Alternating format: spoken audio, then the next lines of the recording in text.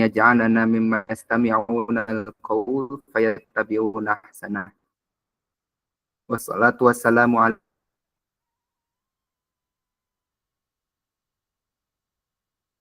bisunnatihi ila yaumiddin. Alhamdulillah, rekan-rekan sekalian, di kesempatan kali ini kita bisa kembali menggelar satu acara di program Nadwah Academy, yaitu Nadwah Aktual, yang dimana insya Allah dalam kesempatan kali ini kebetulan saya diamanahi untuk menjadi moderator,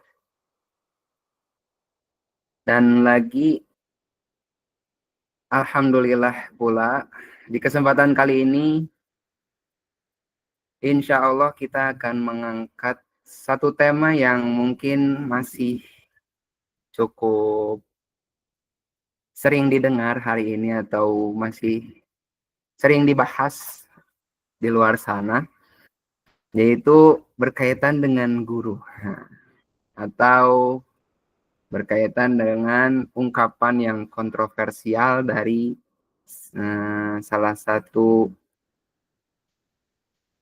jajaran pemerintahan, yaitu Ibu Sri Mulyani, yang dimana beliau ini membahas akan hal gaji yang berkaitan dengan guru sampai ke dosen. Sebetulnya ini menjadi hal yang cukup unik dan mungkin saya pribadi terjun di area sana karena kebetulan selain saya di sini diamanahi oleh founder Nadwah Academy yaitu Ustadz Lukman sebagai moderator, beliau pun mengetahui bahwa saya cukup intens di bagian keguruan ini di pemerintahan. Kenapa? Sebab saya di sini kebetulan berprofesi sampai sekarang menjadi operator sekolah, yang dimana saya sangat sering untuk pulang pergi untuk berinteraksi dengan Disdik, Dinas Pendidikan, tepatnya di daerah Kabupaten Bandung, di Soreang. Nah, kebetulan saya diamanahi oleh salah satu instansi atau lembaga pendidikan menjadi operator sekaligus menjadi pengajar. Terkhusus pengajarnya pun adalah pengajar PAUD, yaitu TK ya, di kesempatan yang kemarin. Jadi saya pernah memiliki pengalaman itu dan qadarullah saya pun otomatis mengetahui bagaimana tunjangan-tunjangan yang ada, misalnya yang diberikan oleh pemerintah. Nah, mungkin yang kali ini nih yang sedang saya garap, dan kebetulan hari ini adalah hari terakhir, yaitu perihal cut off Dapodik. Nah, Dapodik itu data pokok peserta didik. Nah, cut off ini adalah waktu atau batas waktu di mana nantinya ketika ini beres, maka nanti akan tertutup data-data yang ingin diinput lagi, yang dimana nantinya akan disalurkan ke dalam BOP. Apa itu BOP? BOP itu saya lupa lagi singkatannya, yang jelas itu adalah anggaran dari pemerintah untuk semua lembaga pendidikan yang ada di Indonesia. Terkhusus yang saya ampu adalah di salah satu TK. Nah, sedikit menjabarkan bahwa karena saya tahu ya, saya di bagian dalamnya. Jadi berkaitan dengan hal ini, tunjangan untuk guru itu ada sebutannya Arkas ya, salah satu aplikasinya. Tunjangan untuk guru dari pemerintah dalam 3 bulan itu adalah 1.080.000 untuk TK ya. Saya kurang tahu untuk SD dan di atasnya. Otomatis kurang lebih untuk sebulan itu 360.000. Itu untuk guru, untuk satu guru. Dan lagi itu tidak melingkup untuk semua guru yang ada di dalam lembaga tersebut. Jadi guru pilihan, misal ada 5 guru, maka yang dikasih mungkin ada 3 atau 2. Kenapa? Karena keterbatasan. Jadi pada hakikatnya BOP itu atau anggaran tersebut diperuntukkan untuk peserta didik yang ada. Nah, namun dari pemerintah dibagi dari 100%, 20%-nya itu adalah untuk guru. Nah, gitu. Jadi itu sedikit gambaran bahwa sudah ada keterangan administrasi berkaitan dengan tunjangan untuk guru. Tapi ya seperti itu keadaannya atau realitanya. Itu mungkin sedikit gambaran yang mudah-mudahan bisa mengantar kita semua ke pembahasan terkait bagaimana Indonesia ini menganggap guru atau memposisikan guru hari ini. Nah, itu berkaitan dengan pembahasan kita kali ini. Insya Allah rekan-rekan sekalian, Garda minta pick up sekali lagi, ini kurang pada cair, kita tolong masuk ke pembahasan rangkaian acara yang akan kita selenggarakan selanjutnya. Alhamdulillah tadi sudah saya buka, kemudian insya Allah selanjutnya akan ada sesi pembacaan ayat suci Al-Quran yang akan dibacakan oleh Ustadz Abdurrahman Nasir. Setelah itu akan ada sesi sambutan atau pembukaan secara resmi dari Ustadzuna Muhammad Faiz. Dan kemudian kita masuk ke sesi yang inti, yaitu pembahasan atau pemaparan materi dari Ustadz Aldi. Selanjutnya, setelah pemaparan beliau adalah sesi tanya jawab, dan yang terakhir penutupan dari Ustadz Aldi. Itulah beberapa rangkaian yang ada. Maka selanjutnya saya silakan kepada Ustadz Nasir untuk disilakan membacakan ayat suci Al-Qur'annya. Ahlan Ustadz.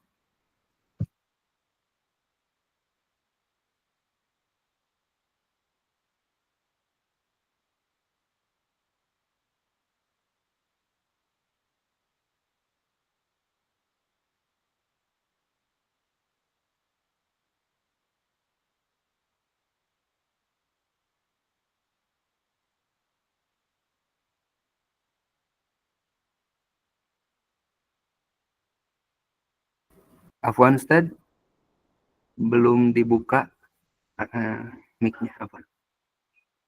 Ya, Afwan.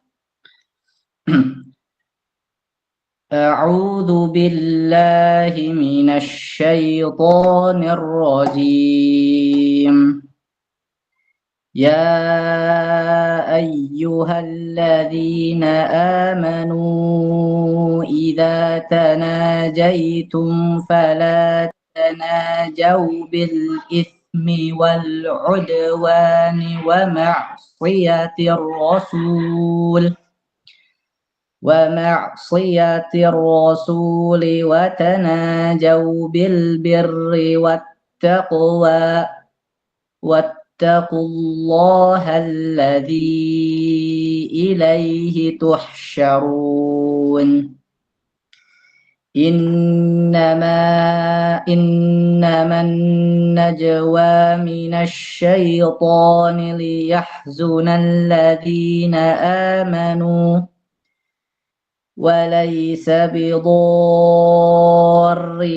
شيئا إلا بإذن الله وعلى الله فليتوكل المؤمنون يا أيها الذين آمنوا إذا قيل لكم تفسحوا في المجالس فافسحوا يفسح الله لكم وإذا قيل انشزوا فانشزوا يرفع الله الذين آمنوا منكم والذين أوتوا العلم درجات والله بما تعملون خبير. سمعنا وأطعنا غفرانك ربنا وإليك المصير. السلام عليكم ورحمة الله وبركاته.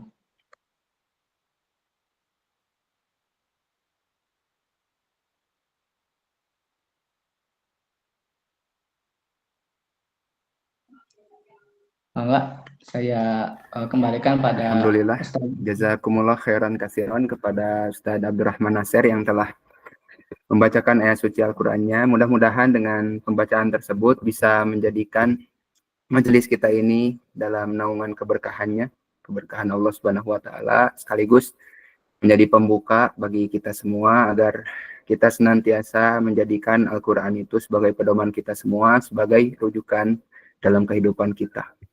Selanjutnya kita beralih kepada sesi yang selanjutnya, yaitu sambutan dari Al-Ustadz Muhammad Faiz. Kepadanya disilahkan. Khair, terima kasih Ustadz Basor atas kesempatannya. Alhamdulillahilladzi amarna bittaqwa wa nahana 'anittibail hawa. Asyhadu an la ilaha illallah wahdahu la syarikalah wa asyhadu anna Muhammadan abduhu wa rasuluh. Amma ba'd. Puji syukur tak terhingga kita panjatkan kepada Yang Maha Kuasa atas kudroh dan irodahnya kita bisa bertatap muka secara online ya. Mudah-mudahan tidak mengurangi rasa silaturahim dan khidmat dalam proses menuntut ilmu. Sebelumnya mohon izin saya mewakili inisiator Nadwah, Ustadz Lukman, karena beliau berhalangan hadir, jadi beliau menitipkan penyampaian sambutan ini ke anak. Yang saya hormati juga Al-Ustadz Aldi, selaku gurunda kita semua, juga teman-teman semua yang Allah ridhoi. Mungkin di awal ini kita akan lahir timbul pertanyaan, kenapa harus mengangkat adab guru dan Sri Mulyani ya.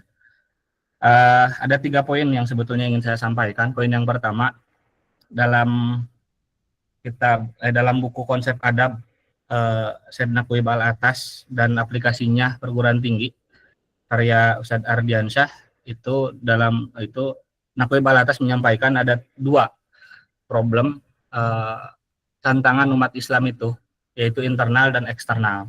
Nah, eksternal itu ada 2 juga.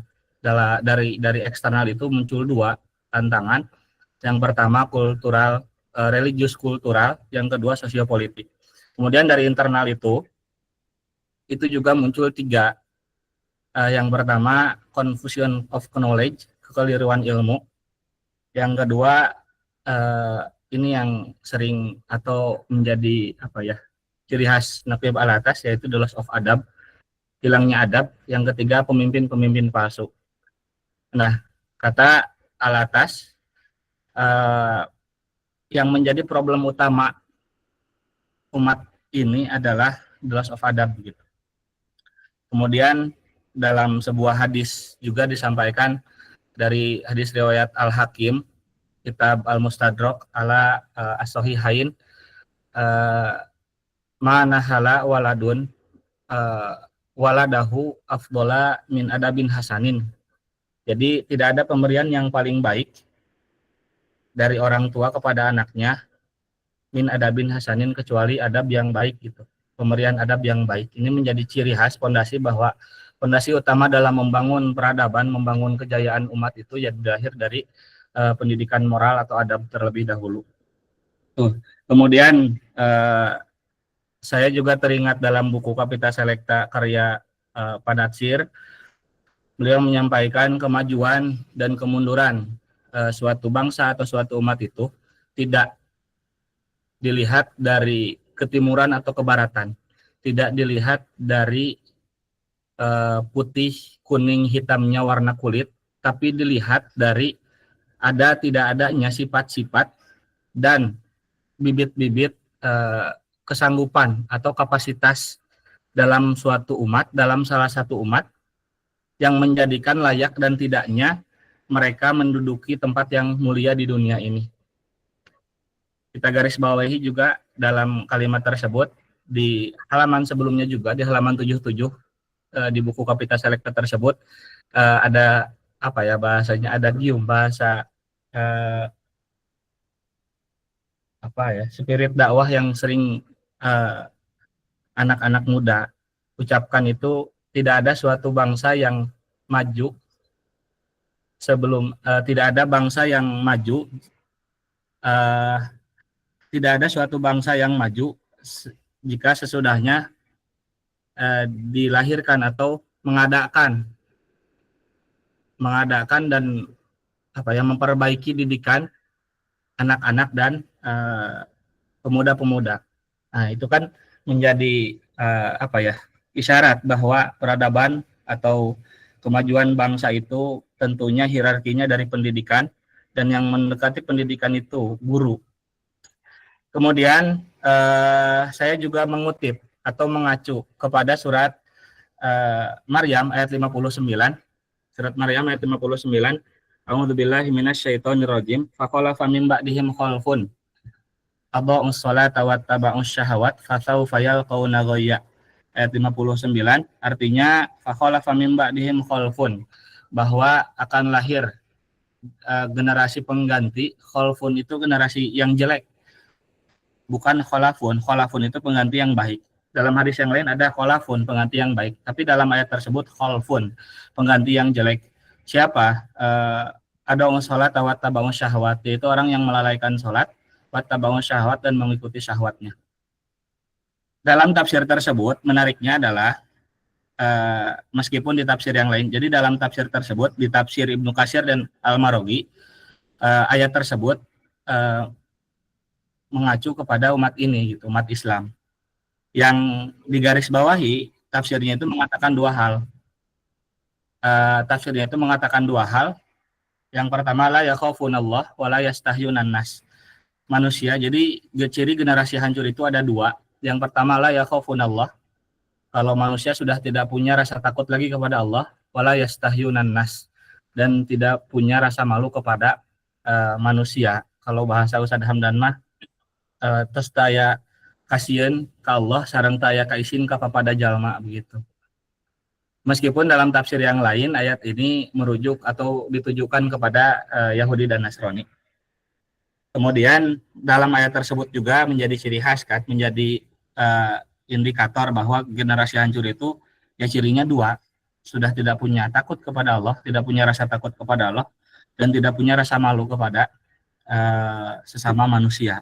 Yang jika kita garis bawahi benang merahnya, ternyata ini adalah dimensi pendidikan dan dimensi spiritual. Dan tak heran kenapa orang-orang kafir merusak Islam ini dari dua dimensi ini, dari dimensi pendidikan dan kemudian dimensi spiritual yang nantinya korelasinya dengan ilmu psikologi, yang generasi kita ini banyak memakan kalimat-kalimat yang justru malah merusak mental, menghancurkan kepercayaan kayak bahasa anxiety atau dan yang lainnya, yang apa ya, untuk orang-orang yang awam mereka tidak mau mengkaji atau menggali dulu latar belakang atau apa yang menjadi penyebab dari istilah-istilah tersebut, seolah-olah sedikit-sedikit gitu hal tersebut, sedikit-sedikit anxiety dan lain-lain, padahal mungkin karena kurang tidur atau apa gitu. Penyebabnya sederhana tapi ditakut-takuti gitu, takut-takutkan. Begitu. Itu mungkin pengantar awal dari saya dari judul yang akan dibahas oleh Al-Ustaz Aldi, gurunda kita semua, dan teman-teman di sini mudah-mudahan bisa memaksimalkan, mengambil hikmat, mengambil hikmah, kebijaksanaan, ilmu yang akan disampaikan oleh Ustaz Zuna.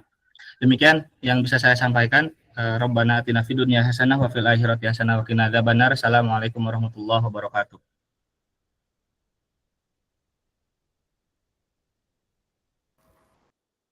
Masya Allah. Waalaikumsalam. Jazakumullah khairan kasiran kepada Ustaz Faiz yang telah membuka acara kali ini dan menyampaikan bagaimana maksud dari atau tujuan dari adanya tema kali ini. Alhamdulillah. Dan saya mohon izin rekan-rekan sekalian untuk off cam karena kebetulan ada beberapa hal teknis yang ternyata mengganggu sinyal saya. Jadi mengharuskan saya untuk off cam. Adapun untuk rekan-rekan sekalian yang lainnya barangkali ingin mencoba on cam, disilakan. Hal ini dalam rangka untuk menjaga adab kita semua dalam majelis ilmu supaya nantinya kita bisa berperan atau berinteraksi aktif dengan Ustadzuna, Ustadz Aldi, sekaligus ini dalam rangka menjaga adab kita semua. Dan tak lupa pula nanti di sesi tanya jawab disilakan untuk aktif dalam bertanya. Insya Allah akan diberikan kesempatan untuk rekan-rekan semua untuk menanyakan segala hal berkaitan dengan hal ini, dan mudah-mudahan ini berkesesuaian dan akan diampuh langsung jawaban-jawabannya oleh Ustadzuna, Ustadz Aldi. Oke, selanjutnya kepada Al-Ustadz Aldi. Apakah beliau sudah hadir? Tamam. Sudah ada di majelis ini, alhamdulillah. Insya Allah Ustadz Aldi, pada kesempatan kali ini saya silakan untuk Al-Ustadz agar memaparkan materinya. Ahlan Ustadz. Siap. Baik. Bisa ditampilkan slide yang makalahnya, ya. Sip. Baik. Saya mohon maaf ya jika tadi mengirimkan slide ininya terlalu lama, karena memang ini baru selesai tadi maghrib sih ya. Jadi memang berangkat dari keresahan yang sama ya terkait sebetulnya guru ini posisinya bagaimana sih di Indonesia ya. Baik. Bismillahirrahmanirrahim. Innalhamdalillah nahmaduhu wa nasta'inuhu wa nastaghfiruh. Wa na'udzubillahi min syururi anfusina wa min sayyiati a'malina may yahdihillahu fala mudhillalah wa may yudhlil fala hadiyalah. Asyhadu an la ilaha illallah wahdahu la syarikalah wa asyhadu anna Muhammadan abduhu wa rasuluh alladzi la nabiyya ba'da ma ba'du. Faqala Allah Ta'ala fi kitabil karim a'udzu billahi minasyaitonir rajim. Ihfadillah Iqra bismi rabbikal ladzi khalaq khalaqal insana min 'alaq Iqra wa rabbukal akram alladzi 'allama bil qalam 'allamal insana ma lam ya'lam. Al-ayah. Faqala Nabiyyu sallallahu alaihi wasallam ihfadillah yahfaduka. Al-hadis. Nah, teman-teman yang saya muliakan, yang saya banggakan, kawan-kawan pengurus Nadwah Akademi yang saya hormati, sebetulnya apa yang hendak saya sampaikan di sini ini cukup menggelitik ya. Di tengah kondisi bangsa yang hari ini semakin tidak menentu, tentu guru atau pendidik ini tetap harus menjadi garda paling depan. Kalau dalam bahasa guru kita, kalau Yarham Abuya Muhammad Natsir, beliau mengatakan bahwa guru ini adalah sosok guru, ya, fondasi penting dari sebuah perjuangan bangsa. Kata Pak Natsir, kalau misalkan bangsa ini tidak menghargai gurunya, maka akan jadi apa dia di masa yang akan datang. Tentu berbicara tentang guru, lalu kita nanti kaitkan dengan pernyataan dari para pejabat publik kita ya, termasuk Bu Sri Mulyani ya. Di sini pernyataan ini cukup menarik teman-teman. Ya, kalau kita mencermati ya, dalam pernyataannya Bu Sri Mulyani mengatakan bahwa guru itu, pendidik itu ya, dalam kurung guru atau dosen itu adalah beban negara. Tak lama kemudian pernyataan tersebut dikoreksi oleh beliau bahwa itu memang hoax ya. Jadi potongan ya, deep text, potongan pidato beliau yang disampaikan itu ternyata hoax. Tapi menarik juga gitu ketika kolom komentar laman Instagram beliau itu justru di nonaktifkan, ya. Beliau mengatakan ini hoax, mengklarifikasi ini hoax, tapi kok dinonaktifkan.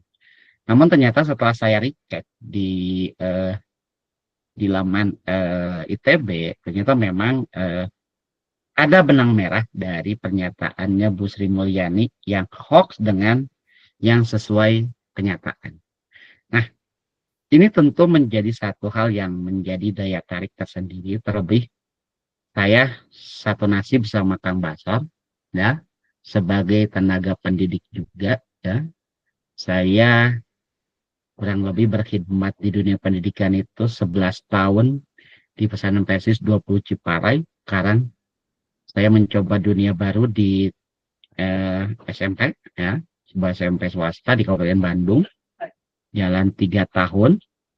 Kemudian sekarang sedang menempuh pendidikan lanjutan, yaitu pendidikan profesi guru, ya. Insya Allah bulan depan saya masuk tahap ujiannya. Saya mengerti betul, gitu kan, termasuk tadi ya pernyataan Kang Baso terkait honorarium guru itu berapa sih, gitu ya. Saya tidak akan menjelaskan honorarium saya di sini berapa ya. Itu biarkan jadi rahasia dapur saya. Namun ada 3 hal yang harus kita cek. Sebagaimana sudah saya ungkapkan di poster itu. Yang pertama yang akan saya jelaskan di sini adalah bagaimana sih, gitu kan, peran negara seharusnya terhadap kesejahteraan guru itu. Yang kedua, betul gak sih, gitu kan, guru itu, pendidik itu menjadi beban negara, ya. Lalu kalau guru menjadi beban negara, siapa yang akan jangan dulu digeser, masih di atas dulu. Nah, sip. Kalau misalkan guru sebagai beban, lalu apa gitu yang menjadi bebannya, gitu. Nah, di sini boleh next kita masuk pada materi inti. Baik, saya buka dengan satu sub, ya. Saya beri judul di sini Sri Mulyani dan pernyataan publik, ya. Kita sama-sama memahami yang namanya pernyataan publik itu adalah pernyataan, saran, pandang, atau komentar yang dibuat baik secara lisan maupun tulisan, lalu dipublikasikan dalam bentuk media elektronik maupun media cetak, dalam bentuk visual maupun audiovisual yang ditujukan untuk publik secara luas. Nah, tujuannya apa?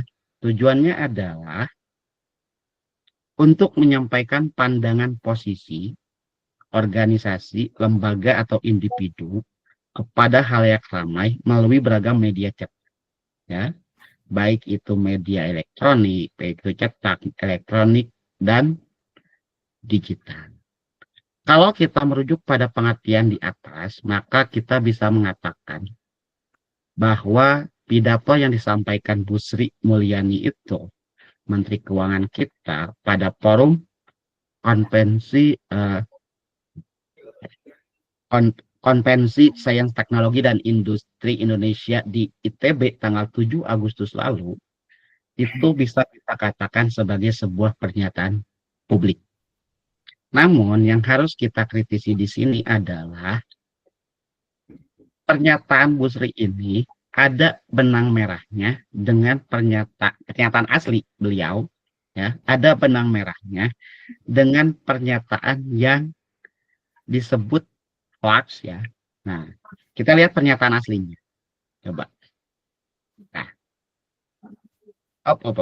Nah, di sini Bu Sri Mulyani mengatakan bahwa yang namanya guru pendidik itu merupakan klaster kedua, ya, guru dan dosen, yang mana belanja gaji mereka, ya, itu itu dibebankan kepada negara, ya.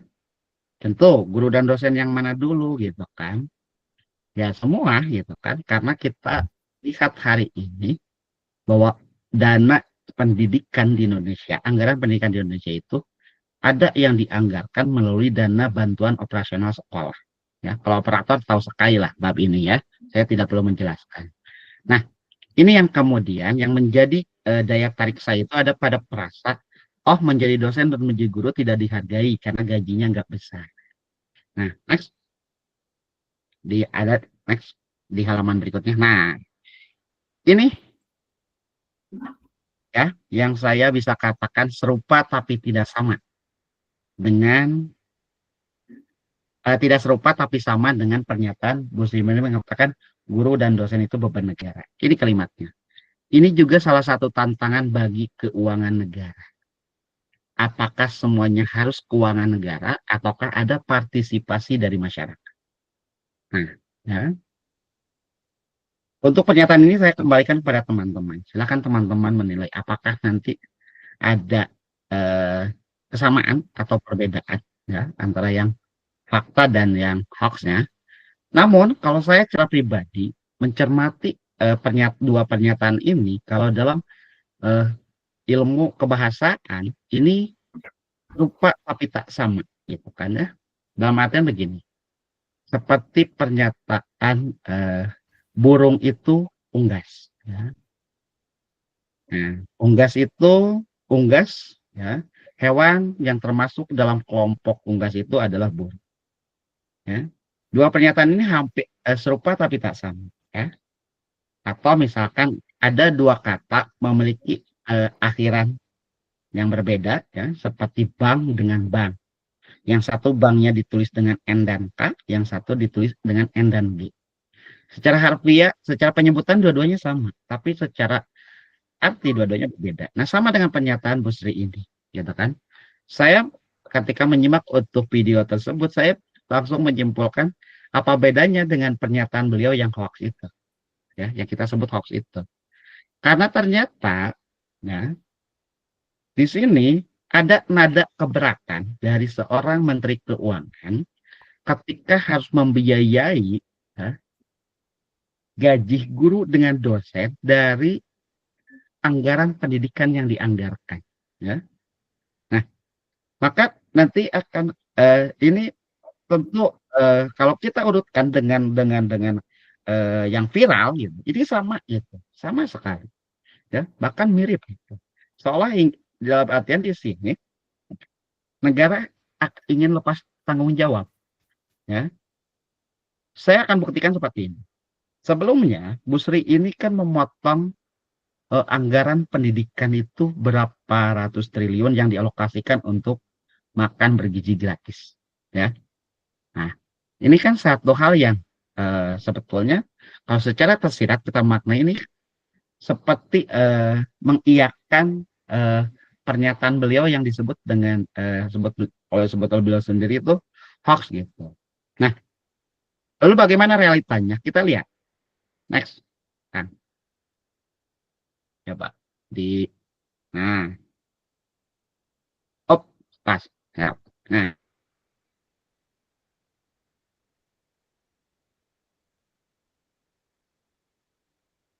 Itu amanat Undang-Undang Dasar ya, pembukaan Undang-Undang Dasar 1945 setelah berbicara terkait kemerdekaan adalah hak segala bangsa.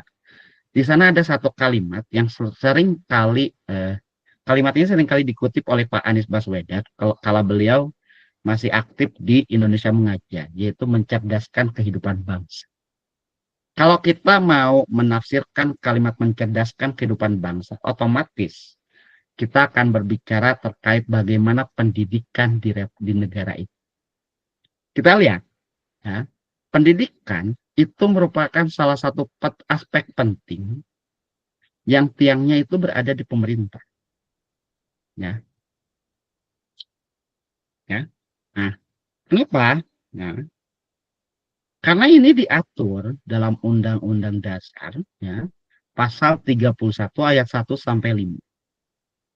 Di mana di pasal ini ditegaskan bahwa setiap warga negara berhak mendapatkan pendidikan dan pemerintah wajib menyelenggarakan sistem pendidikan nasional. Dalam pasal tersebut diamanatkan kewajiban pemerintah untuk kewajiban masyarakat atau warga negara untuk mengikuti pendidikan dasar, ya. Lalu pemerintah memprioritaskan anggaran pendidikan minimal 20% dari APBN serta pengembangan ilmu pengetahuan dan teknologi yang menjunjung tinggi nilai agama dan persatuan dan demi kemajuan bangsa. Ini yang diamanatkan oleh para guru kita ketika menyusun undang-undang dasar, ya, atau yang dulu kita kenal dengan istilah Piagam Jakarta, ya. Masalah pendidikan ini sudah dihadirkan, disusun dalam mukaddimah Undang-Undang Dasar 1945 ini. Yang mana, ya, kalau kita melihat secara redaksi, otomatis pendidikan ini merupakan amanat yang harus dijalankan oleh negara. Ya. Dalam rangka apa? Dalam rangka tadi, gitu kan ya. Dulu dalam belajar sejarah kita mengenal istilah politik etis dan sebagainya. Nah, di sini pemerintah tidak sedang menjalankan itu, tapi sedang menjalankan kewajibannya kepada masyarakat, kepada warga negara, ya, untuk mengadakan pertama pendidikan dasar, menengah, ya, lalu memberikan anggaran pendidikan minimal 20% dari RAPBN, lalu mengembangkan ilmu pengetahuan dan teknologi yang menjunjung tinggi nilai agama dan persatuan demi kemajuan bangsa. Namun kita lihat realitanya bagaimana sih? Ya. Faktanya di lapangan, apakah amanat pendidikan, ya, untuk menciptakan kehidupan bangsa ini terrealisasi? Kita lihat. Next. Nah, dah. Nah, ya. Saya di sini mengambil 10 problem, ya, dari absennya negara terhadap kesejahteraan guru. Di sini banyak guru, ya. Salah satunya, ya, yang pertama itu adalah tadi seperti yang diungkapkan oleh Kang Basor di awal, ya, di mukadimah, bahwa masih banyaknya guru yang mendapatkan gaji tidak memadai. Ya. Bahkan kalau boleh curhat, saya pribadi pernah digaji cuma Rp180.000 saja. Ya. Itu tahun 2023. Ya. Nah, ini memang sesuai dengan real, ya, di lapangan. Bahwa ternyata masih banyak gitu. Bahkan ada di daerah tertinggal itu sampai yang 300.000, ya, tapi dibayarnya per 3 bulan, ya. Ini menjadi cerminan bahwa ternyata, oh iya, negara memang absen di sini. Yang kedua, ketidakpastian status kepegawaian. Ya. Ini maksudnya bagaimana? Maksudnya gini, kita lihat sendiri. Hari ini, pemerintah itu kan ada yang namanya CPNS, P3K, ya, honorer dan sebagainya. Ya. Yang pasti digaji oleh negara, itu kan pasti yang PNS dan P3K. Yang honorer bagaimana? Halo, ya. Yang honorer bagaimana? Ini tentu menjadi satu tantangan, ya, satu ketidakmerataan, ya, di mana kita kaitkan dengan fenomena hari ini yang sedang ramai, ya, bahwa para anggota dewan yang terhormat mereka bisa melenggang, ya, tanpa ada spesifikasi, ya, harus S1 dan sebagainya, sementara kita para guru gitu kan dengan beban yang luar biasa, dengan persyaratan yang Masya Allah, ya. Tapi kita tidak pasti mendapatkan seperti ketidakpastian status kita ini di negara sebagai apa, ya. Belum lagi administrasi sekolah dan sebagainya, ya. Media, negara ada tidak, ya, saat itu. Nah yang ketiga, nah ini yang sering, ini banyak yang dikeluhkan, ya, keterbatasan akses pelatihan dan pengembangan, ya. Pelatihan dan pengembangan ini tentu salah satu yang memang harus difasilitasi oleh negara, ya. Negara sudah kaitannya dengan apa? Sederhananya dengan kurikulum, ya. Teman-teman di sini sudah pernah mengalami kurikulum 94, ya. Kurikulum 2013, kurikulum KTSP, ya. Kurikulum darurat, kurikulum merdeka, lalu hari ini ada lagi istilah kurikulum nasional, ya. Nah, tiap ganti kebijakan pasti ada pelatihan dan pengembangannya, ya. Tapi ya tadi, kalau kita yang hidup di kota besar, yang akses dengan internet dan sebagainya memadai, tidak jadi masalah. Tapi bagaimana dengan saudara-saudara kita, guru-guru kita yang mereka ada di pedalaman, di pelosok, ya, di provinsi yang 3T, terdalam, terluar, ya, tertinggal, itu bagaimana gitu kan? Bisa mengakses pelatihan dan pengembangan. Yang keempat tadi, ya, kesenjangan antar daerah. Ya, kita lihat hari ini dari Sabang sampai Merauke, yang paling maju yang mana, ya? Ya? Nah, ini tentu menjadi kesenjangan tersendiri.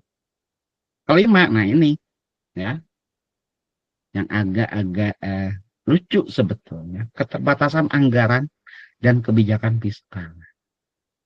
Berapa kali sih, gitu kan ya, anggaran 20% ini bisa diterima, gitu ya.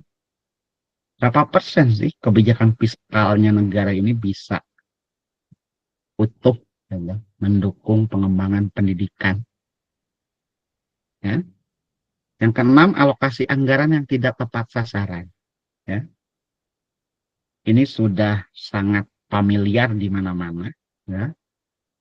Yang muridnya banyak, ya, sekolah dengan murid banyak pasti dapat dana bosnya banyak. Yang muridnya sedikit bagaimana?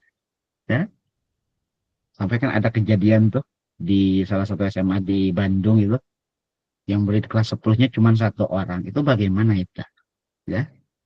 Pergeseran tanggung jawab. Tentu, ya, dari absennya negara terhadap pendidikan ini, tentu, ya, tanggung jawab guru pun ya,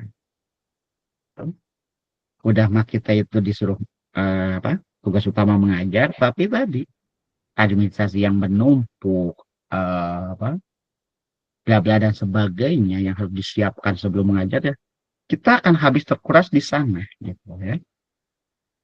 Ketika ngajar ya sisa-sisa.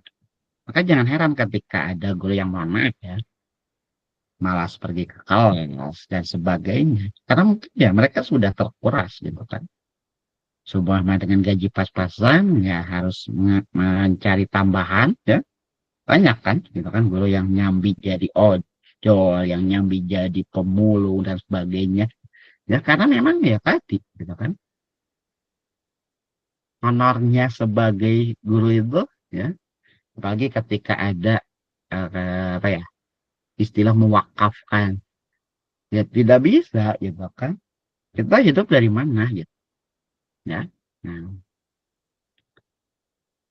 8 ya penurunan kualitas pendidikan tadi seperti yang diungkapkan oleh Kang Faiz di awal, wasadab itu kan bisa jadi ya salah satu bagian dari tadi penurunan kualitas pendidikan. Hari ini anak masuk sekolah, lulus sekolah, yang ada di benak dia apa? Kerja kan? Betul nggak? Ya, kerja. Karena itu peserta didik itu ya seolah menjadi mesin pekerja. Kayak sekolah, ya, lulus sekolah, dapat ijazah, lamar pekerjaan, selesai. Ya. Belum lagi dengan perilaku, sikap, adab, moral, dan sebagainya. Nah, yang ke-8, ketidakadilan dengan ketimpangan tadi. Ya. Ambil contoh, ketika PNS dan P3K gajinya sudah mapan. Yang honor bagaimana? Ya? Yang honor belasan tahun, yang honor sekian itu, yang gajinya mohon maaf tadi saya katakan 180, ya, yang 300 dibayar 3 bulan, ini bagaimana? Nah, terakhir tentu imbasnya apa? Pondasi pembangunan bangsa ini akan melemah.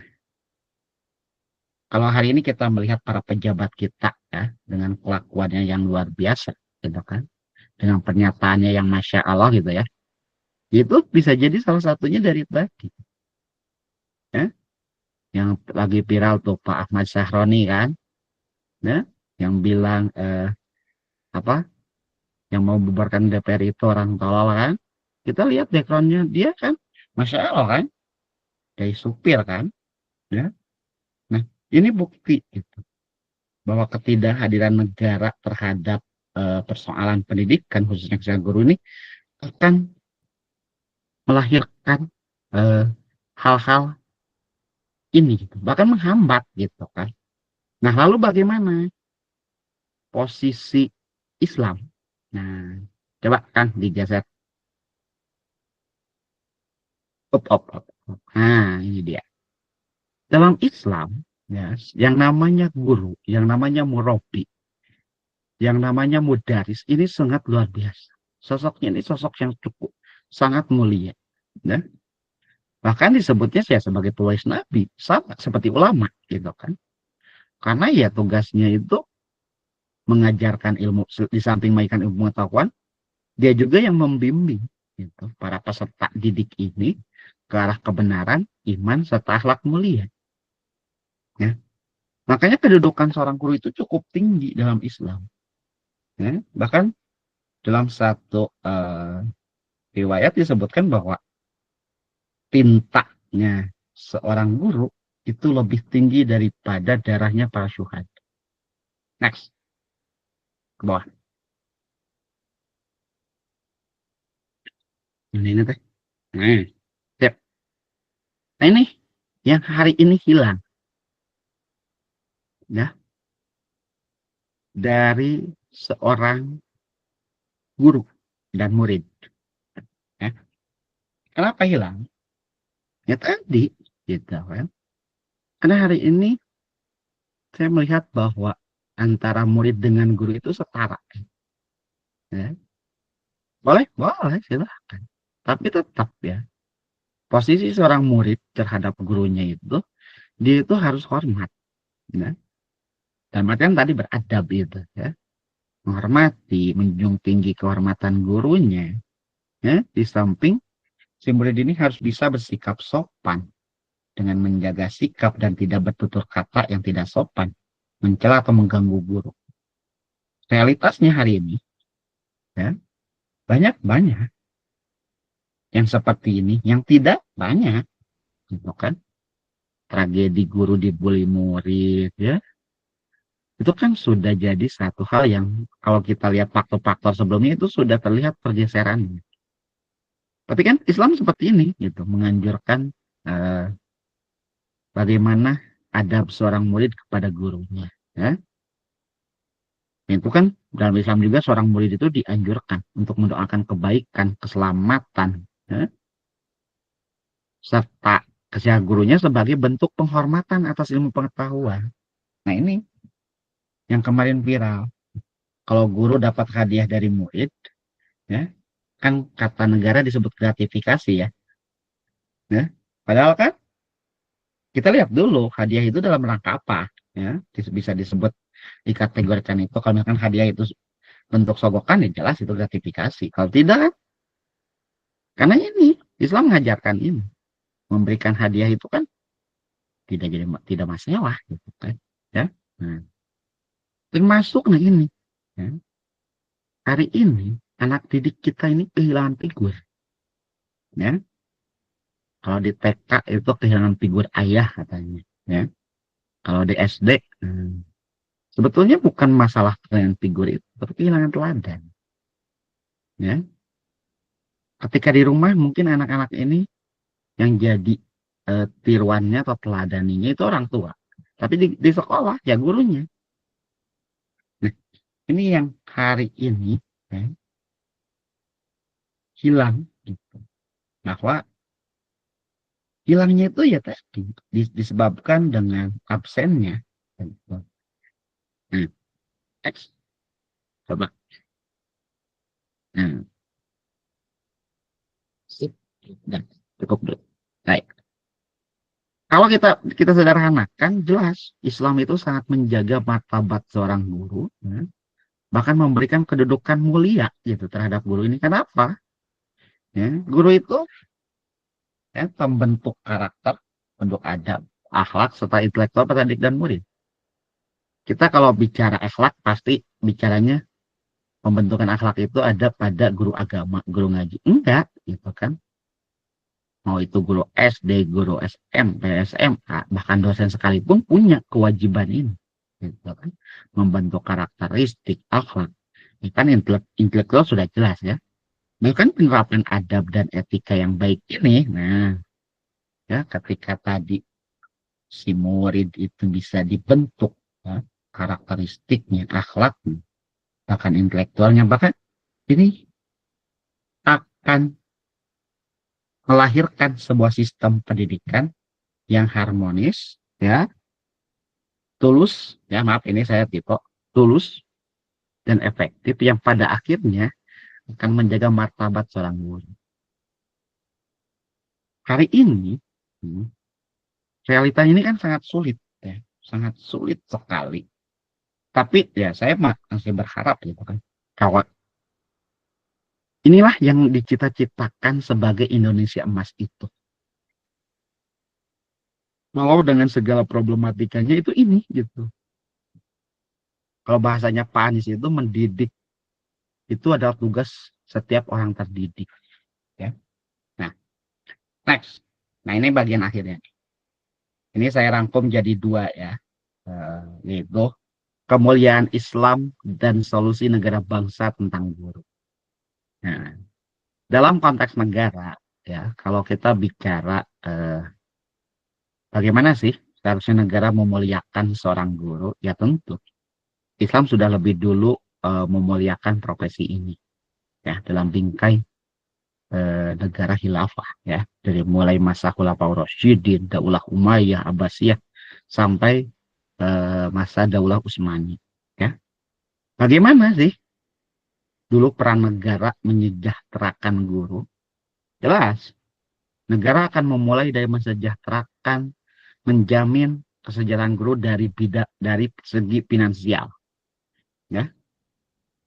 Jadi yang harusnya digaji tinggi itu bukan para anggota yang terhormat gitu ya, tapi ini yang mendidik mereka menjadi terhormat itu, ya. Islam itu seperti itu.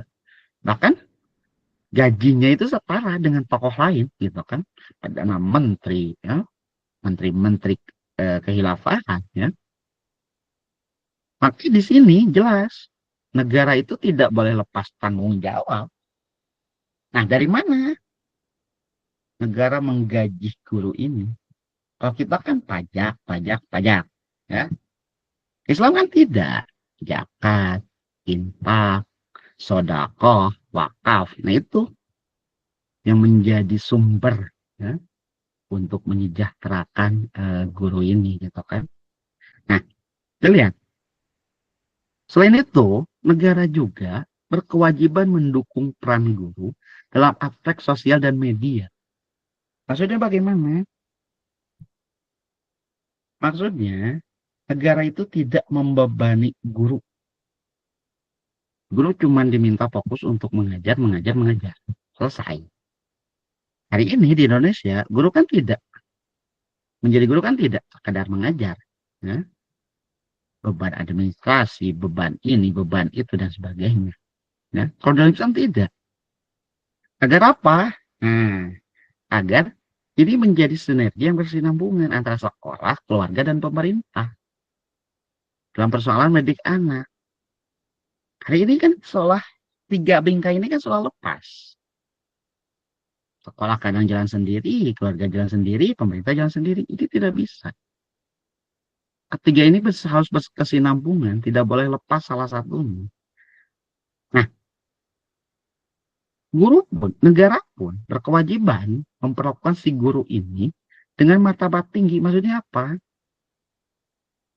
Jadi anggap, ya, istilah pahlawan tanpa tanda jasa, pejuang tanpa tanda jasa itu dibuktikan dalam bentuk real. Realnya apa? Nah, tadi,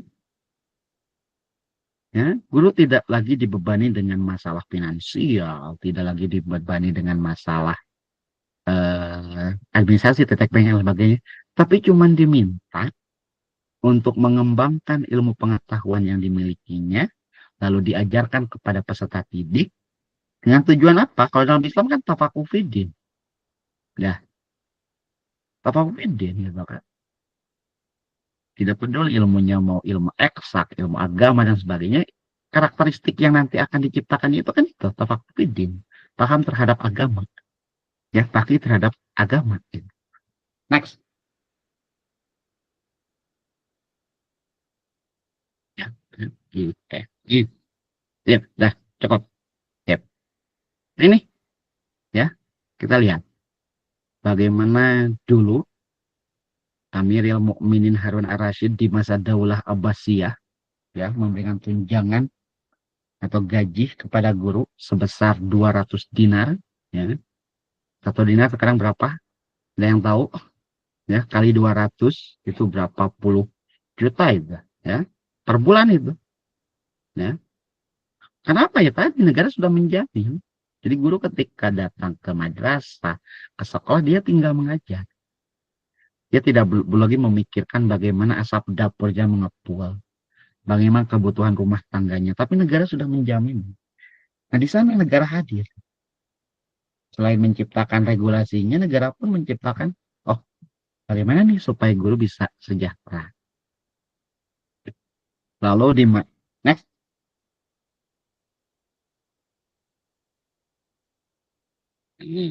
Lalu di masa Umar bin Khattab, ya, 15 dinar, di masa Salahuddin Ayyubi 40 dinar ditambah berbagai tunjangan lainnya.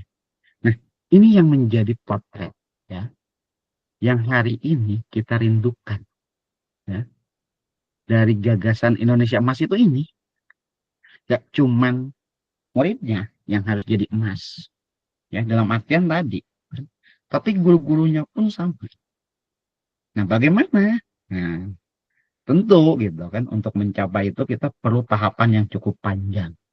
Tahapan perjuangan yang hari ini harus terus kita tempuh dengan tadi ya. Salah satu kuncinya itu kalau kata salah satu pemikir dari Mesir itu, rujuk ila Quran was sunnah, kembali kepada Quran dan sunnah. Bagaimana sih seorang guru dalam Quran lalu negara memainkan perannya itu bagaimana? Nah, oke, terakhir. Nah, kalau kita memperhatikan dari uraian awal saya di awal itu, maka jelas ya peran penting negara hari ini tentu ya. Kalau dari sudut pandang saya pribadi sebagai seorang pendidik, saya merasa negara ini betul setengah hadir ya dengan kebijakan A B C D yang berubah-ubahnya luar biasa gitu kan ya. Tapi ya tadi ya, Islam tidak lepas tangan. Islam justru menaruh hormat ya terhadap para pendidik ini hingga mereka ya tadi hingga dijamin ke negara kesejahteraannya, karena yaitu fokus pada para pendidik ini ya mendidik gitu, bukan menyiapkan administrasi, bukan menyiapkan A B C D dan sebagainya, tidak. Itu sudah perangkat negara itu, bukan urusan guru. Guru itu cuma ya tadi datang ke sekolah mengajar anak-anak selesai. Tapi tadi tidak lepas tanggung jawabnya, tidak hanya sekedar mengajarkan ilmu, tapi bagaimana membentuk karakter, membentuk adab, membentuk moral, ya. Ya akhirnya generasi ini tidak menjadi generasi yang memutus mata rantai sejarah, tapi menjadi para pelanjut dari perjalanan panjang sejarah bangsa. Itu mungkin yang bisa saya sampaikan pada kesempatan kali ini. Mohon maaf bila ada kurang dan salah dari apa yang saya ucapkan. Saya tutup dengan doa Rabbana atina fid dunya hasanah wa fil akhirati hasanah wa qina adzabannar. Qul qouli hada wastaghfirullah li wa lakum. Wassalamualaikum warahmatullahi wabarakatuh. Masyaallah. Waalaikumsalam warahmatullahi wabarakatuh. Jazakumullah khairan kasiran kepada Ustadzuna Ustadz Aldi yang telah memaparkan pembahasannya berkaitan dengan adab guru dan Sri Mulyani. Masya Allah, itulah bagaimana setidaknya kejadian atau peristiwa kali ini yang mungkin sampai hari ini masih tetap nyaring di sosial media kita. Dan sebelum kita beranjak ke sesi tanya jawab, saya mohon izin untuk memberikan rekap pembahasan tadi yang disampaikan oleh Ustadz Aldi. Untuk yang pertama adalah berkaitan dengan pernyataan Ibu Sri Mulyani atau Ibu SM saja ya. Ibu SM, konon katanya ada yang menganggap itu hoax atau ini dianggap kontroversial ya. Karena ada anggapan itu bagian dari deepfake atau video yang tidak utuh dan menjadikan pemaknaan yang dihasilkannya salah. Nah, tapi sebagaimana yang dijelaskan oleh Ustadz Aldi, sebenarnya itu bisa dipatahkan sebab ketika kita perhatikan baik video utuh ataupun tidak, atau yang short atau yang video pendeknya itu masih tetap sama, yaitu Ibu Sri Mulyani atau Ibu SM seolah-olah memberikan respon yang negatif bahwa guru atau dosen itu menjadi beban negara. Lalu selanjutnya adalah pendidikan, aspek yang penting, yang dimana ini menjadi fondasi yang terdapat di pemerintah.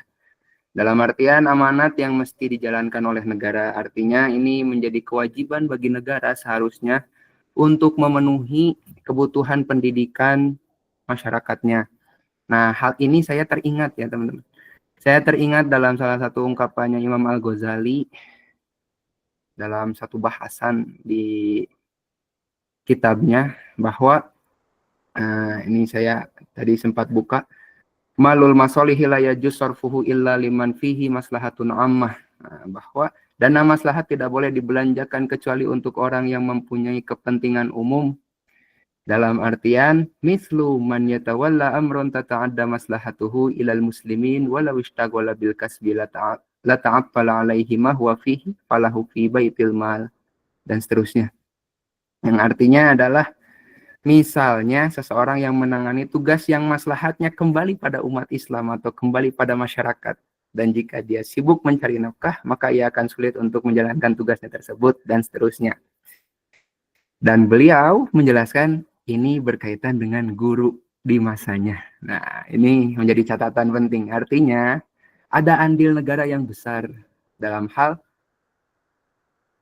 gaji guru atau upah bagi guru, rotibah bagi guru, yang mestinya negara melangsungkannya atau memberikannya. Lalu selanjutnya berkaitan dengan ketidakhadirannya negara. Nah, ini ada beberapa poin, ada sampai 9 poin.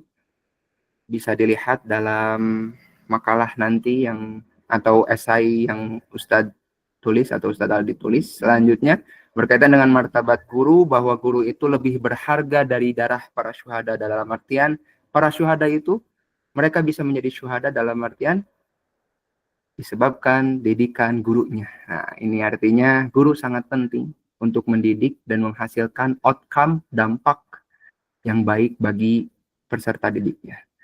Dan selanjutnya yang terakhir berkaitan dengan solusi atau peran negara mensejahterakan guru. Nah, di sini saya kutip salah satunya berkaitan dengan memuliakan guru dengan memberikan gaji yang setara dengan tokoh pejabat lainnya. Nah, ini adalah upaya bagaimana kita benar-benar bisa memaksimalkan kehormatan kita atau menghormati kiprah atau kontribusi guru itu sendiri. Nah, dengan demikian inilah beberapa hal rekap yang saya tulis atau yang saya bisa sampaikan dari pembahasan melalui Ustadz Aldi tadi. Selanjutnya kita beralih ke sesi tanya jawab. Disilakan untuk termin yang pertama ini ada 3 penanya. Ya, diperbolehkan untuk bertanya 3 penanya terlebih dahulu. Silakan untuk mengacungkan terlebih dahulu. Ada itu ya, raise hand. Nah, setelah angkat tangan, silahkan untuk bertanya. Atau barangkali ada yang terhalang untuk open mic, maka disilakan untuk menuliskannya di ruang chat. .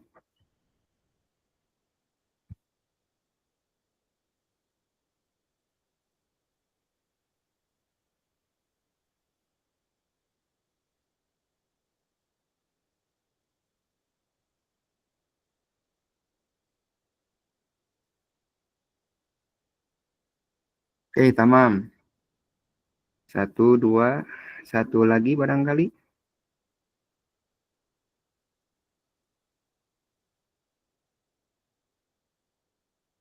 Ya, mungkin 2 terlebih dahulu. Yang pertama Ustadz atau Ustazah Hafidah atau Kak Hafidah, dan yang kedua Kak Ani. Boleh Ustazah atau Kak Hafidah terlebih dahulu. Mangga.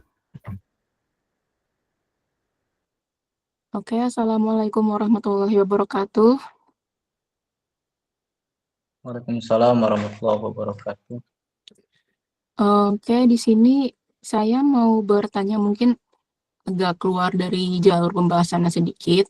Saya akan mulai dengan data yang baru akhir-akhir ini saya temukan kalau kita sudah dengar dari berita beberapa bulan lalu kalau Presiden itu mengeluarkan instruksi kalau APBN itu diefisiensi atau dihemat dan imbasnya itu kena juga ke sektor pendidikan.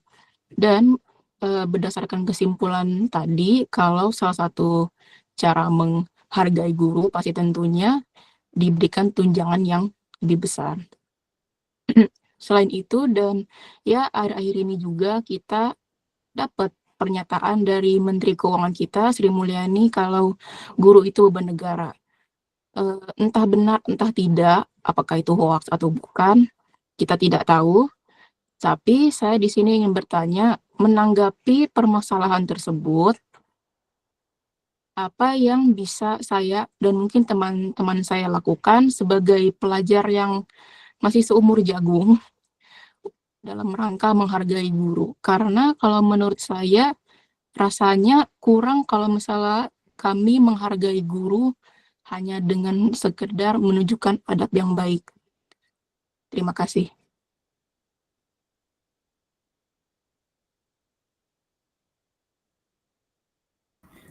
Tamam. Teruntuk Ustadz Aldi, apakah ingin dijawab terlebih dahulu atau ditampung? Afwan, Jawab dulu ya. Baik, silakan Ustadz. terkait efisiensi anggaran ya dan cara menghargai. Sebetulnya memang betul ya, kalau kita bicara efisiensi anggaran ini sangat luar biasa ya. Anggaran efisiensi tapi ya tunjangan buat yang terhormat itu malah meluber kemana-mana ya. Gitu. Cuman ini jadi satu memang persoalan yang cukup luar biasa karena memang kalau di dunia guru sendiri, di dunia pendidikan sendiri, salah satu imbasnya itu adalah dengan salah satunya itu adalah ketika kemarin penyelenggaraan pendidikan profesi guru ya PPG ya atau dalam bahasanya untuk sertifikasi untuk tunjangan sertifikasi itu dibatasi di kuota ya. Jadi itu sangat terasa sekali ya efisiensi itu. Dan alhamdulillahnya saya lolos di tahap 2 ya jadi lolos dari jeratan efisiensi tersebut. Tapi memang dampaknya ini sangat luar biasa ya. Tidak hanya pengurangan yang besar-besaran, yang melakukan sekian ratus triliun itu dialokasikan pada makan bergizi gratis ya. Walaupun ya kita tahu ya kualitas makan bergizi gratis sendiri kan sampai ada yang keracunan ya. Bahkan di Jogja itu kan sampai guru itu disuruh mencicipi duluan kan ya sebelum muridnya gitu. Nah, lalu bagaimana sih posisi seorang murid gitu kan menyikapi hal efisiensi ini? Kalau saya rasa kita tetap dalam artian menghargai ketika teman-teman di kelas ya mau mendengarkan ya penjelasan dari guru, mengerjakan tugas-tugas yang diberikan oleh guru, ya, itu sudah sebagai sebuah penghargaan ya terhadap kami gitu sebagai pendidik. Kenapa gitu kan? Hari ini ya tadi banyak anak-anak yang mungkin karena tadi ada pergeseran degradasi moral itu kan sampai ya mohon maaf ya tugas itu ya kadang ada yang mengumpulkan, ada yang tidak ya. Nah yang tidak ini kan wah cukup luar biasa ini ya tantangannya itu. Padahal kan kita tidak memberikan tugas yang mohon maaf ya, kalau saya pribadi tidak sampai yang menyulitkan gitu kan. Bahkan saking mudahnya saya sering mengajarkan ke anak-anak boleh kalian kerjasama, tapi tugasnya saya kumpulkan. Ketika dikumpulkan, dari 36 siswa itu kan yang mengumpulkan tugas hanya berapa persen gitu. Nah, itu ketika teman-teman gitu yang statusnya masih pelajar bisa katakanlah menyelesaikan tugas atau arahan dari guru lalu mengumpulkannya, itu sudah satu penghargaan yang luar biasa bagi kami para guru. Kenapa gitu kan? Karena bagi kami ya, pendidik itu tadi hadir gitu. Kami hadir di tengah teman-teman ya di kelas dan sebagainya ya ketika kalau pengalaman saya ya ngajar anak SMP baru sampai gerbang sekolah mereka udah bahagia, itu udah satu hal yang mengobati rasa oh ya itu udah cukup luar biasa. Dan maka apa yang dilakukan berikutnya pertahankan karena memang itulah bagian dari dimensi perjuangan teman-teman pelajar dalam rangka tadi untuk memuliakan kami gitu kan. Guru itu bukan tidak minta teman-teman menjadi apa dan sebagainya, tapi kami cuma minta teman-teman belajar giat, belajar tekun ya, datang ke sekolah tidak mohon maaf ya tidak maba atau bolos ya, itu sudah satu penghargaan yang luar biasa yang bisa diberikan. Yang penting itu ya jelas teman-teman mendoakan kami supaya kami tetap bisa memberikan kontribusi yang terbaik ya terhadap dunia pendidikan yang hari ini ya sama kacaunya ya dalam tanda kutip ya, bahkan sampai ada istilah dari Indonesia emas menjadi Indonesia cemas, itu betul-betul menjadi ya mungkin orang yang di luar gitu ya di luar dunia pendidikan ketika mengatakan emas kecemas itu mereka ya tanpa beban. Kami kan ketika mau mengatakan itu wah luar biasa gitu. Makanya kata-katanya Pak Anies yang bahwa oh iya ketika saya memutuskan untuk menjadi pendidik itu saya ini orang terdidik ya, maka ya tadi jelas murid-murid saya adalah murid-murid yang terdidik juga gitu kan. Maka ketika mereka teman-teman bisa mencapai impiannya lalu teman-teman katakanlah kembali ke sekolah apa saya sudah jadi anu itu sudah jadi satu penghargaan, satu apresiasi yang luar biasa bagi kami pendidik gitu di tengah marit-maritnya efisiensi anggaran hari ini gitu kan. Itu mungkin jawaban dari saya. Terima kasih. Wah, Masya Allah. Teruntuk Kak Hafidah, apakah sudah terjawab? Oke, Alhamdulillah. Selanjutnya kepada Kak Ani, disilakan untuk bertanya. Baik, terima kasih. Assalamualaikum warahmatullahi wabarakatuh. Izin bertanya, Ustaz. Waalaikumsalam. Tadi sempat Ustadz Aldi menyinggung perihal pemerintah, orang tua, dan guru itu harus sejalan.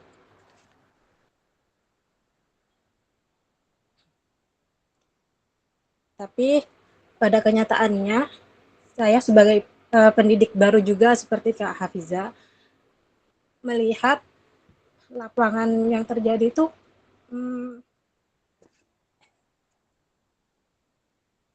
orang tua sibuk kerja, sekolah formal itu longgar, sampai anak-anak merasa belajar pun tuh nggak apa-apa, orang nanti tetap naik kelas gitu ya.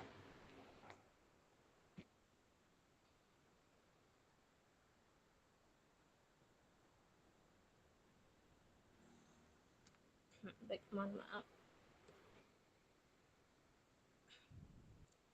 Sehingga saya melihat itu banyak dari mereka dari sekolah umumnya itu mereka jarang masuk.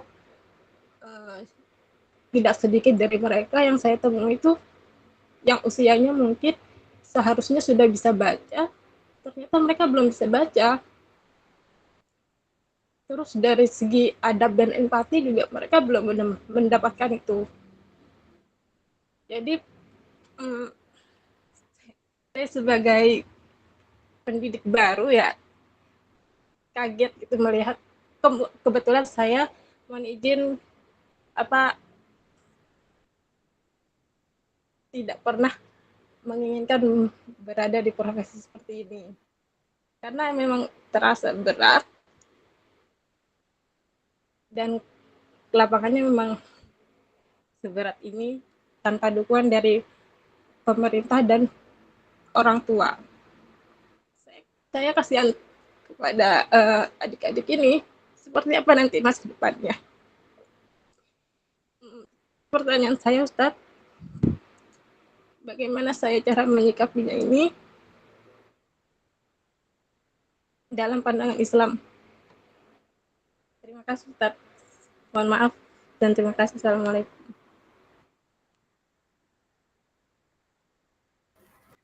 Waalaikumsalam warahmatullahi Baik. wabarakatuh. Ya. Baik. Ahlan, Ustaz Ini Aldi. fenomena yang cukup luar biasa ya. Jadi Kak Ani ini mungkin mendapat culture shock yang luar biasa. Ini pengalaman saya ketika tahun 2014 ya. Persis sekali ya. Cuman saya ingat satu pesan guru saya bahwa guru saya bilang begini, ilmu itu cahaya, bodoh itu bahaya. Ya. Al ilmu nurun wal jahlu dorun. Kamu tidak mendidik pun, ya kamu mendidik, kata guru saya. Saya awalnya bingung, loh, maksudnya bagaimana gitu kan? Saya diam kok mendidik. Iya, kamu kan jadi, kamu kan ketika datang ke sekolah itu dilihat sama anak tuh dari atas sampai bawah. Oh iya, ya. Ada satu fenomena yang memang ini cukup menarik ya. Fenomena loss of adab ini, Masya Allah ya, tidak hanya terjadi pada siswa di lingkungan sekolah umum ya, di lingkungan pesantren, madrasah pun yang seperti ini Masya Allah gitu kan ya. Bagi saya ngalamin kok. Di SMP itu ada siswa yang mohon maaf ya, kelas 9 belum bisa baca dan sebagainya. Tapi ya dia tetap kita bimbing, dia tetap kita bina, dia tetap kita didik sampai akhirnya alhamdulillah gitu kan hari ini dengan keterbatasannya itu anak ini menjadi luar biasa itu. Kalau kata guru saya itu mendidik itu ibarat orang sedang mengantarkan. Hari ini saya nganterin kamu ke gerbang cita-cita kamu. Esok lusa kamu yang mengantarkan anak didikmu ke gerbang cita-citanya. Dalam artian apa? Ikhtiar kita mendidik ini memang cukup luar biasa. Ya, makanya kenapa antara tiga tadi, sekolah, keluarga, sekolah, pemerintah ini harus berkesinambungan. Ya, keluarga datang ke sekolah itu bukan cuma ketika anaknya dipanggil, tidak. Ya, kita kan image kan gitu ya. Orang tua dipanggil anaknya pasti nakal kan? Enggak. Ya. Makanya saya sering menggunakan momen-momen seperti pembagian rapot dan sebagainya.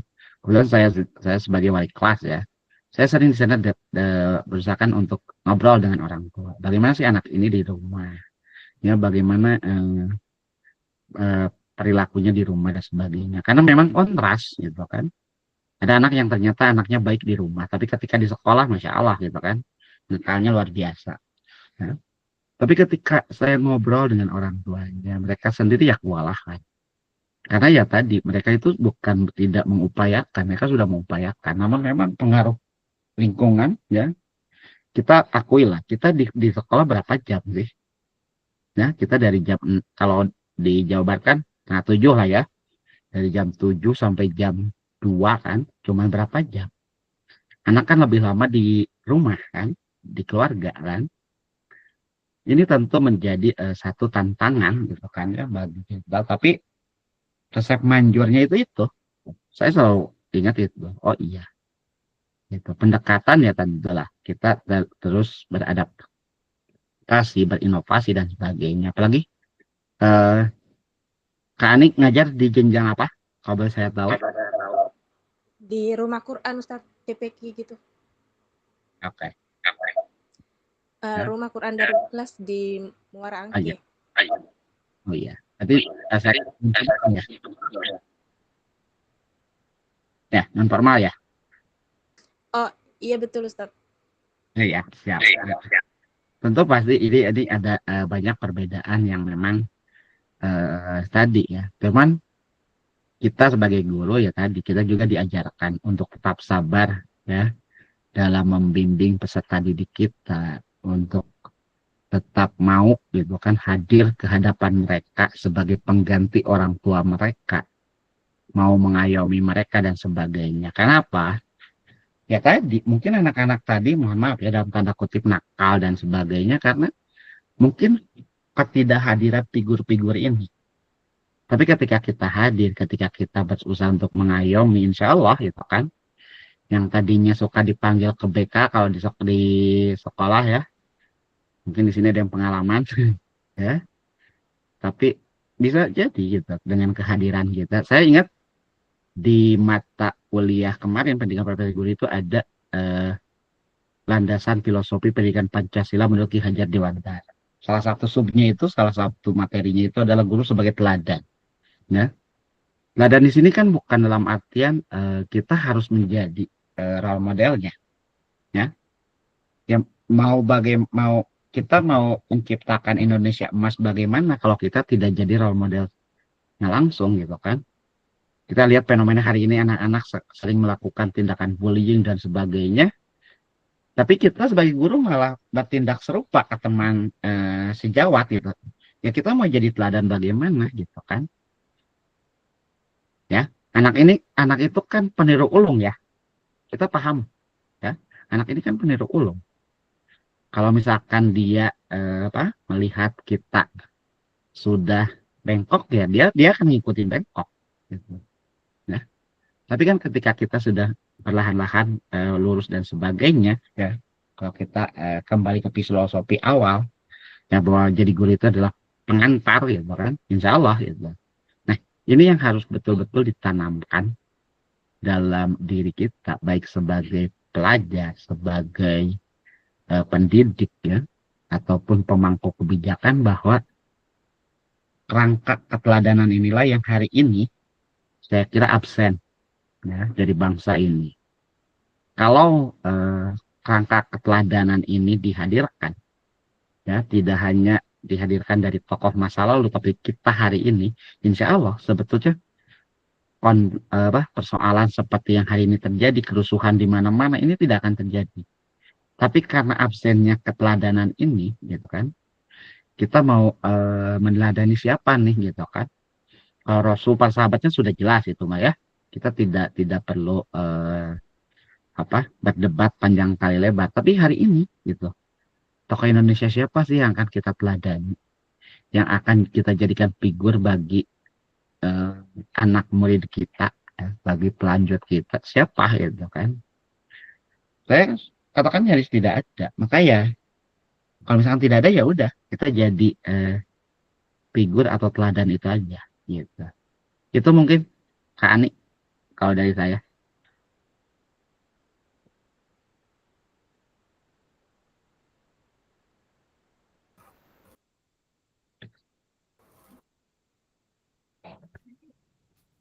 Ya. Baik. Kalau misalkan kebingungan seperti itu, salah satu tips dari saya, kita harus mulai beradaptasi, ya, membuat inovasi-inovasi pembelajaran yang baru, ya, lalu melakukan pendekatan-pendekatan. Karena kalau bicara hari ini, mohon maaf ya sedikit keluar juga, kita kan hari ini ada yang namanya pembelajaran deep learning atau mendalam, ya, pembelajaran yang menyesuaikan dengan kebutuhan siswa. Ya, anak didik kita ini butuh apa sih? Ya, kalau dulu biasanya kita yang menyediakan bahan ajar, ya. Nah hari ini kita bisa diskusikan dengan anak didik kita. Mereka ini butuh apa sih? Ya, dari kita. Nah, tetapi tetap gitu, kita tetap menjaga, tetap itu. Kita tidak harus ya bahkan mengikuti ritme mereka, tapi kita mencoba untuk menjawab ya, kebingungan anak-anak ini, kebingungan peserta didik ini, agar mereka tidak lagi bingung, gitu ya. Kita misalkan kita dengan membuat pembelajaran yang cukup menarik, ya, pembelajaran yang bisa memantik nalar mereka, kritis mereka dan sebagainya, insya Allah gitu. Mereka tidak akan lagi mengalami kebingungan dalam proses pembelajaran yang dilakukan. Kalau saya biasanya di kelas itu suka antik dengan isu yang sekarang hangat diperbincangkan apa. Saya nggak tabu, ya. Saya di kelas ketika ada isu yang viral ini, ya, saya jelaskan ke anak-anak, ya. Hingga akhirnya mereka tahu, oh iya, ini nih sudut pandang guru saya. Sudut pandang mereka bagaimana? Saya suka ajak diskusi terkait isu-isu yang sedang hangat diperbincangkan. Apalagi, mohon maaf ya, saya sebenarnya guru bahasa Indonesia. Ya, bahasa Indonesia itu kan banyak teks. Ya. Salah satunya teks berita. Ya. Otomatis kan kalau berita kan kita tidak bisa ngambil informasi yang sudah lewat, harus yang update kan. Nah, otomatis itu yang jadi alat penghubung saya. Ya. Isu-isu terkini, ya, itu jadi alat penghubung saya dengan anak-anak. Hingga akhirnya, oh iya, mereka tidak mengalami kebingungan, mengalami stagnasi atau misalkan degradasi dan sebagainya. Karena dengan caranya kita menyampaikan, lalu menyesuaikan dengan kebutuhan mereka, insya Allah gitu, mereka tidak akan mengalami fase kebingungan tadi. Karena yang namanya anak remaja pasti, karena mereka ada di fase yang namanya pencarian jati diri. Itu mungkin.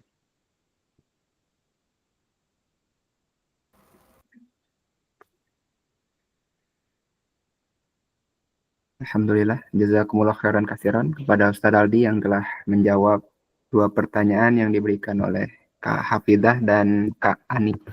Selanjutnya kita ke termin kedua. Barangkali masih ada yang ingin bertanya, saya silakan untuk 2 penanya lagi sebelum kita beralih ke closing statement.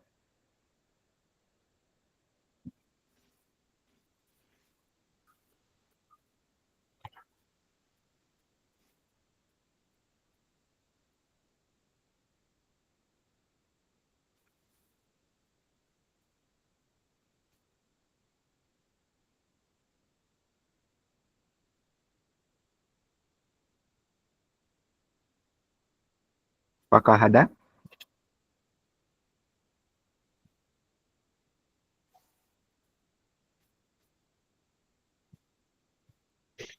Tayyib, mungkin alhamdulillah untuk sesi tanya jawab ini kita akhiri. Selanjutnya kita beralih ke sesi closing statement yang akan dipaparkan oleh Ustadz Aldi Istanzia. Kepadanya disilahkan. Baik. Untuk closing statementnya sederhana aja ya. Saya kutip kalimatnya Pak Anies yang tadi, mendidik adalah tugas setiap orang terdidik, ya, dan kewajiban negara adalah memfasilitasi para pendidik itu. Terima kasih.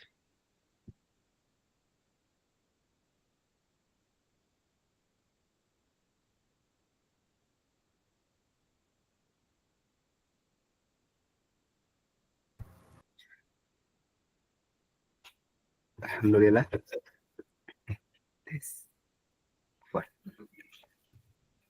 Rangkaian demi rangkaian telah kita jalani bersama, dan kali ini sudah di penghujung acara kita, yaitu di closing statement. Alhamdulillah, pembahasan kali ini kita bahas bersama berkaitan dengan adab guru dan Sri Mulyani. Mudah-mudahan dengan pembahasan kali ini, sebagaimana yang telah dijelaskan atau dipaparkan oleh Ustadz Aldi Istanzia, bisa menjadi pemantik bagi kita semua untuk bisa benar-benar memaksimalkan diri, baik itu beradab atau hingga memuliakan guru. Sebab begitulah guru, bahwa mereka ini adalah para pahlawan yang bisa kita sebut benar-benar pahlawan bagi segala profesi yang ada. Kita mungkin melihat orang-orang yang tinggi jabatannya, orang-orang yang memiliki keprofesian yang wah, tapi kita tidak melihat bagaimana mereka dulunya, bagaimana mereka itu dididik oleh seorang guru atau beberapa guru, yang dimana itu adalah sebagai bahan pertimbangan bagi kita semua. Begitulah kiprah atau kontribusi guru yang ternyata kadang kita lupa atau kita lewati. Dengan demikian, mudah-mudahan dengan pembahasan di Nadwa aktual ini bisa merefresh atau memberikan kita sinergi agar benar-benar memaksimalkan diri untuk memuliakan guru. Sekian yang bisa disampaikan, alhamdulillah. Untuk acara demi acara sudah kita lewati bersama.